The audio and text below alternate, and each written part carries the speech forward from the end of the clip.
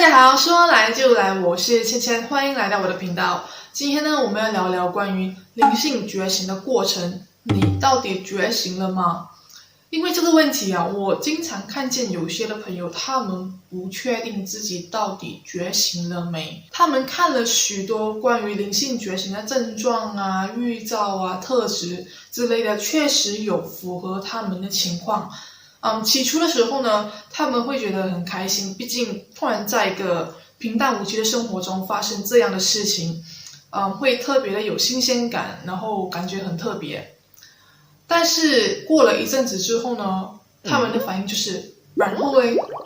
这些症状发生了又怎么样？他们发现生活还是得照样的过，该上班的就上班，该上学的就上学，人生也没有因此有很大的转变。如果你只是停留在这里，不知道该如何走下一步，那么这就代表你还没有觉醒。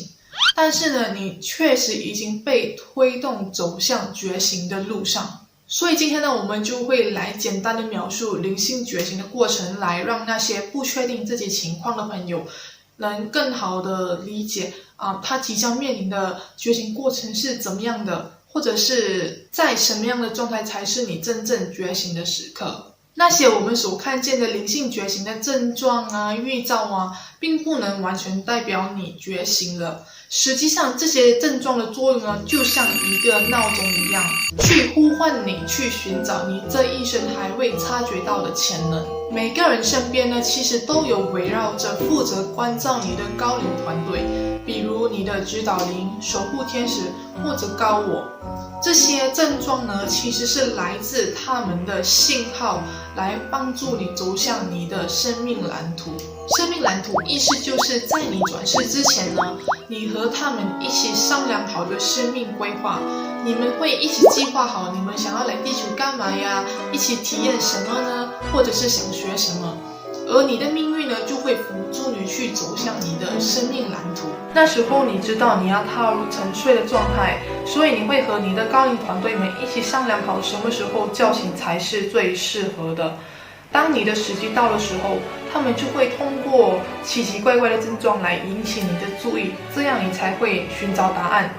意思就是说呢，他们会给你引子，但是能不能早日觉悟呢，还是必须靠你自己的行动或者是你的选择。这些症状啊、预兆啊、特质啊，只是觉醒道路上的一个起点。如果你此刻停留在这里，不知道该如何走下一步，我建议是你应该去找关于小我和高我的信息去多了解，不要只是单听却没有实际的运用在生活上。当你学会去看小我和高我的不同面向的时候，你就会更有觉知的去面对你的生活。可能我现在所说的你此刻无法理解，去了解关于小我和高我的时候，你就会明白我此刻所说的话了。当你开始意识到自己身上有一个小我和高我的时候，你就走在了觉醒的第二个阶段。这个意识呢，会让你开始去怀疑对于自己的身份认知、世界制度以及人类的集体意识。你会感觉到你此刻所处的人生位置有点哪里不对，你心里会觉得有点奇怪，然后你会开始去搜索更多的灵性资讯来解答你内在的疑虑。然后你会开始感觉你的脑袋好吵，因为在过往的认知里，脑袋是我们不可分离的一体。我们情绪上的变化都会按照脑袋里的倾向来发展。我们生气的时候，通常都会去批判人的不对或错误等等，自己会越想越生气，陷入那股情绪，不会有概念说，会想要脑袋闭嘴呀，或者是会反驳脑袋的想法。因为我们总会觉得自己的脑袋是对的，但在第二个阶段的时候，我们不会再像以前一样陷入脑袋的声音，我们无法忽视那股负面的情绪。你不会因为它的反应而影响你外在的行动，你感受到有一股觉知正在看着你的脑袋在发脾气，那股觉知是来自你内在的。你会感受到你的内在跟外在的行为呢，是处在一个分裂的状态的，是不协调的。你的脑袋在闹，但是那股觉知只是会很淡定的在看你的脑袋在表演。在那个当下之后，你就会认出， Oh my god， 它就是传说中的高我。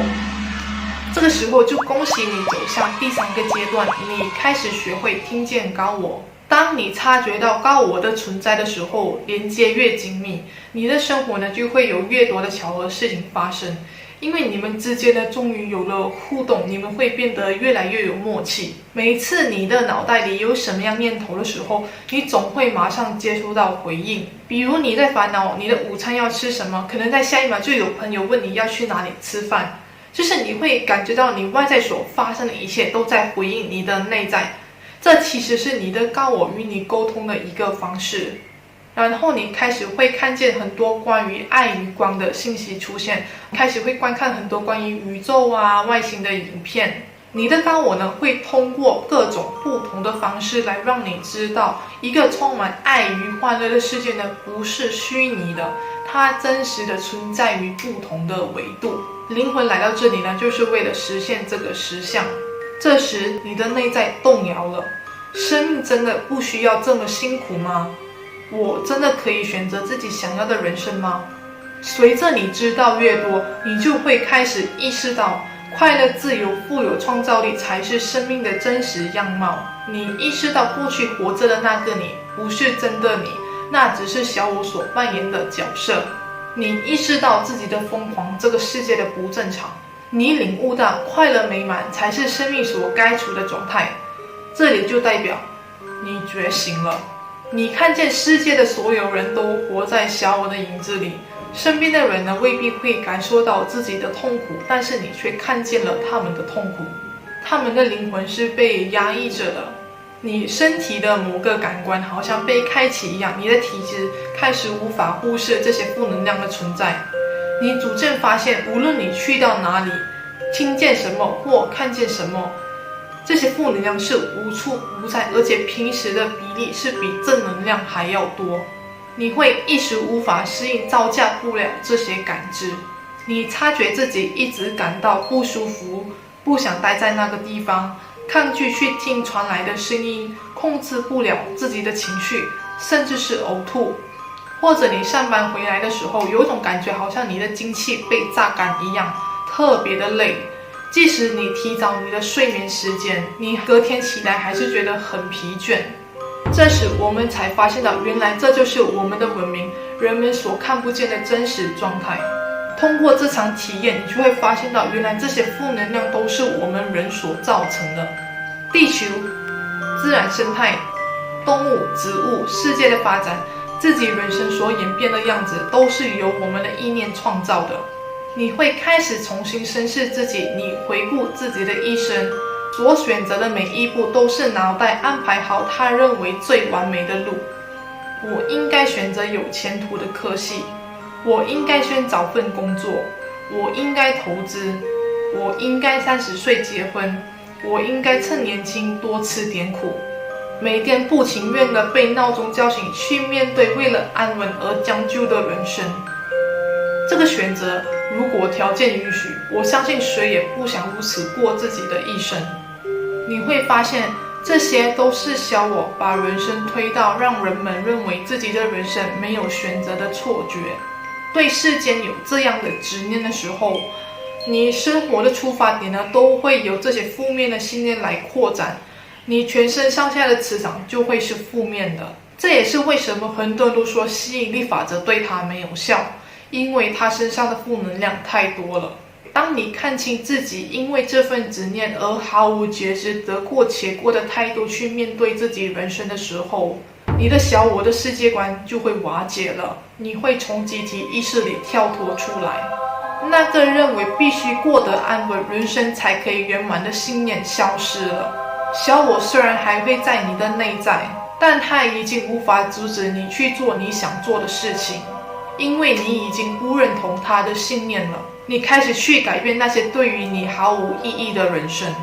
这也是你开启活出高我的样子的开始。你以全新的视角去看待生命，就像重生一样，你回归像个小孩，放下脑袋里的所有认知，重新去学习生命。虽然小我还在你之内不停地使唤你，但你不会再像以前一样任由他的安排，因为你知道他就是小我。这就是觉醒的过程。喜欢的话就订阅、分享、点赞，非常感谢你的收看，我们下期见，拜拜。